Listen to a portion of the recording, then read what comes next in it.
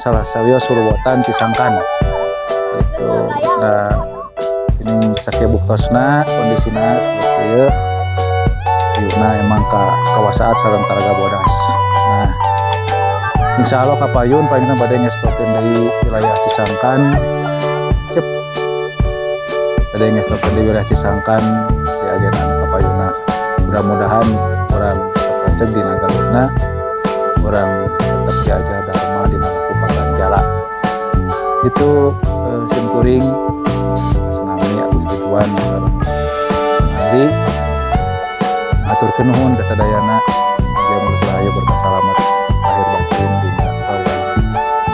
Gitu. Cag.